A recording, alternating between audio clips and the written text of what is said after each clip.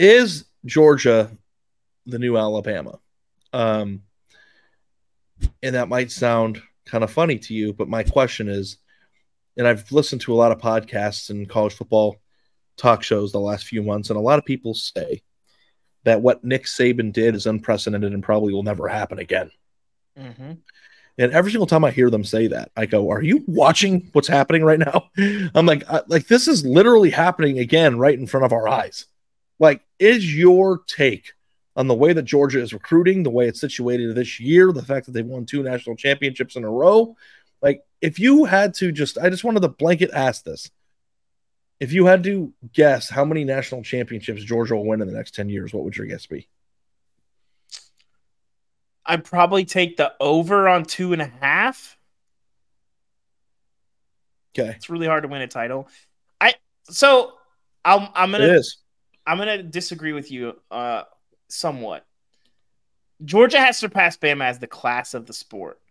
What I think made Alabama's run so impressive is the sustainable power of the program in so many different iterations, and Saban keeping his culture, changing his offense when it looks so much different on the field, embracing the process and hiring a bunch of new coaches. That is going to be a reality for Kirby Smart, and this will be the year that we figure out, can you do some of those same things? You've reached the mountaintop.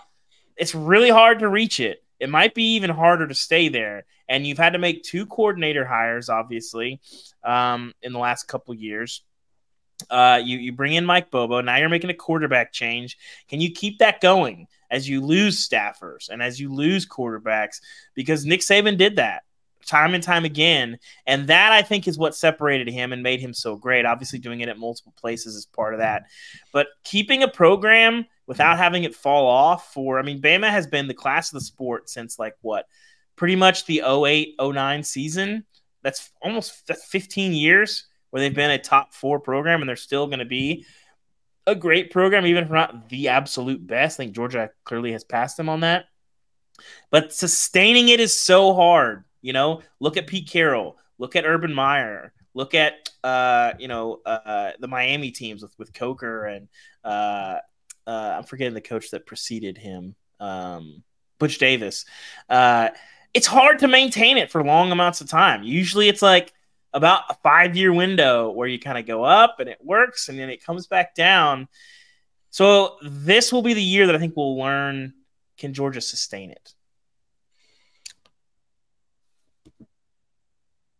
The lopsided nature of the sport is just getting worse, man.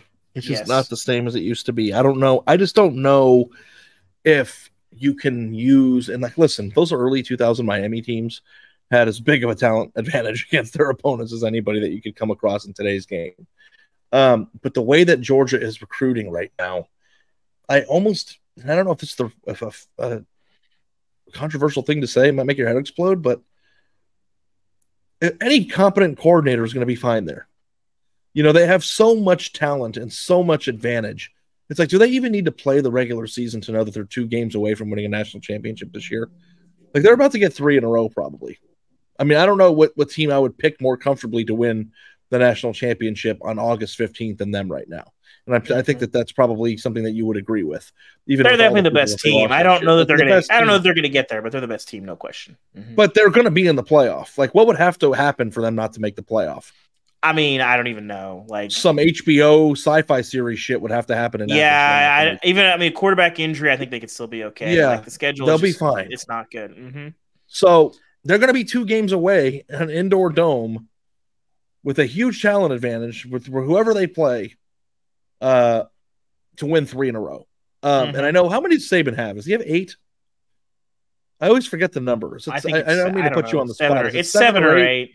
So Kirby Smart has a long way to go to do it, but he's young. He's got it. Kirby should have 3 for the record. Yeah, and also too, recruiting and owning the sport from Georgia is a lot easier than Tuscaloosa.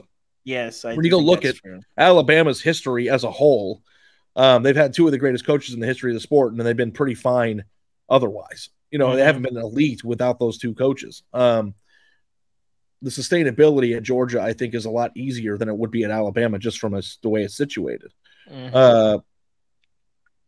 I think in 10 years, Kirby Smart and his program will be viewed very similarly to the way that we view Alabama now. I think you're probably and right. I think that if they win 3 in a row, which is a very distinct possibility, like it's like they are on the turbo track to get there. And they got Dylan Raiola coming in, and the recruiting is just so lopsided. I just don't know what would have to go wrong for them not to win 3 or 4 more in the next 10 years. I mean, he could get there. I think it's on the table there. So, I am and have been, at times, especially by Andy, accused of being a prisoner of the moment, and maybe I am right now. But I look at what is coming in. I look what's on the roster now, and maybe the new system will just make it harder to win a national championship, and that's why it won't. Because winning all those games in the expanded playoff might be more difficult. But